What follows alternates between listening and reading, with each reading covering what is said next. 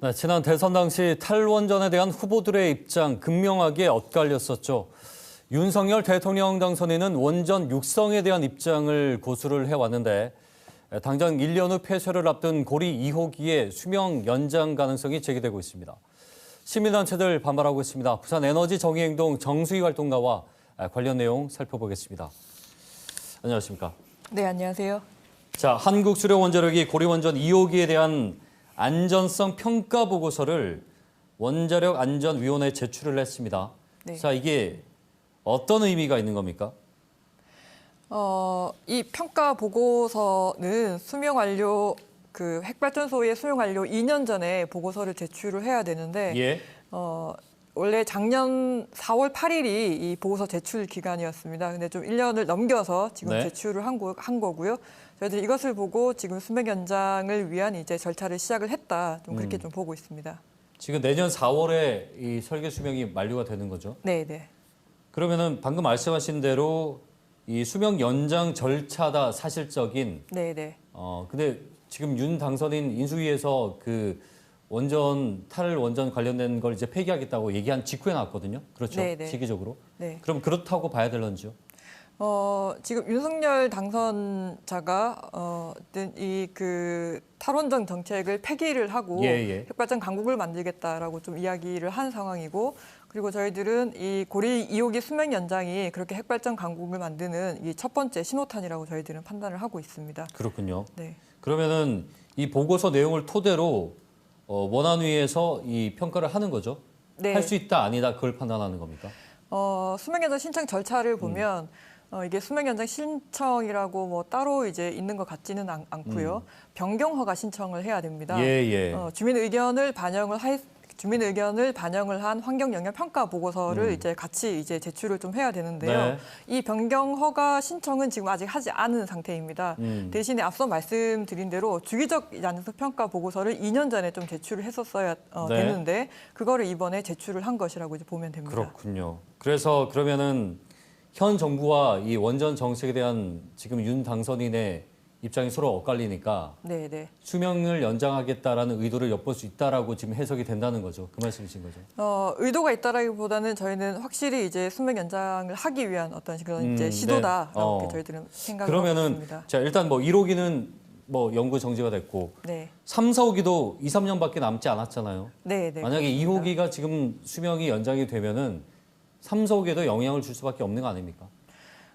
이 윤석열 당선자가 탈핵 정책을 폐기하겠다라고 얘기를 하면서 이게 노후 핵발전소에 대한 수명 연장도 이제 같이 이제 공약으로 내세운 바가 있습니다. 예. 실제 이제 윤석열 정부에서 운명이 달린 이 노후 핵발전소가 사실 10개예요. 네. 문재인 대통령이 이제 탈핵 공약을 통해서 2030년까지 이 10개 노후 핵발전소를 폐쇄하겠다라고 이제 그 정책으로 세웠는데 이 윤석열 정부는 어쨌든 이 발전소들을 다 수명 연장하겠다라는 예. 것들이 좀 공약 상황이었고 실제 윤석열 정부에서 이 수명 연장 신청 기한이 도래하는 발전소들이 총 10개입니다. 네. 그래서 실제 이 10개의 발전소들이 이번 고리 2호기를 시작으로 해서 예. 사실은 추진 방향이 이제 결정될 가능성이 굉장히 높다라고 이제 판단을 하고 있고, 그래서 실제 이제 부산을 비롯해서 핵발전소를 가동하고 있는 모든 지역들이 이 10개 핵발전소를 다 이제 포함이 돼요. 예. 그래서 좀 부산의 상황을 굉장히 좀 예의주시하고 있는 상황입니다. 신한울 3석기 건설 재개 이것도 공약으로 얘기를 네. 했잖아요. 예.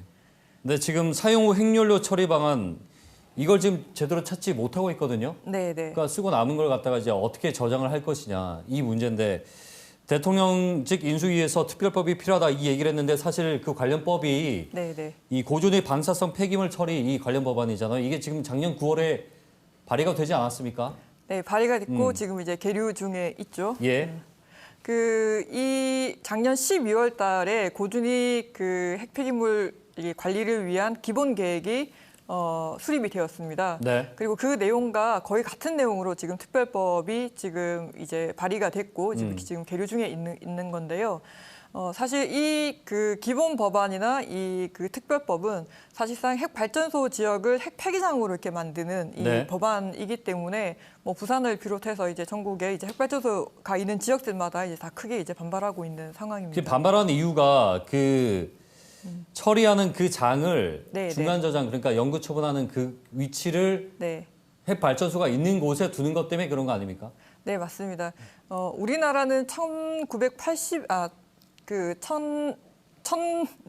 80년대부터 예. 시작을 해서 40년 됐죠. 네, 예. 이제 핵폐기장 부지를 이제 지으려고 이제 굉장히 좀 많이 노력을 해 왔었는데 결국 사실 어디에도 핵폐기장 부지를 정하지 못했어요. 그러니까요. 근데 이제 이제 계속 그런 상황이 오래되다 보니까 수조가 다 차고 그리고 이 문제를 해결하지 않으면 발전소를 멈춰야 되는 예, 상황까지 이르르자 핵 발전소 부지에 임시 저장 시설을 지어서 꺼내놓을 수 있도록 지금 이 기본 계획이 마련됐고 지금 특별법도 추진이 되고 있는 거거든요. 그렇기 때문에 발전소 지역 이제 부산을 비롯한 발전소 지역 주민들은 예. 이것이 핵 발전소 지역에 곧 핵 폐기장으로 만드는 법안이다 이렇게 지금 얘기를 얼마 하고 전에 있습니다. 산업통상자원부에서도 관리 기본 계획 발표하면서 사실상 임시 저장을 그 지역에 하게끔 뒀잖아요. 네, 네. 그러면 원전을 계속 돌리려면은 네. 이게 선결 조건이 돼야 되잖아요. 어디다가 어떻게 할 건지에 대해서. 네, 네. 그 얘기가 지금 없는 거죠, 사실은. 네, 당초에 핵발전소를 건설하고 운영할 계획을 세울 때 네. 사실 이 좀 핵 폐기물에 대한 이제 계획이 좀 필요한데 좀 그러지 못했다라는 것이 알겠습니다. 가장 첫 단추부터 잘못된 부분인 것 같습니다.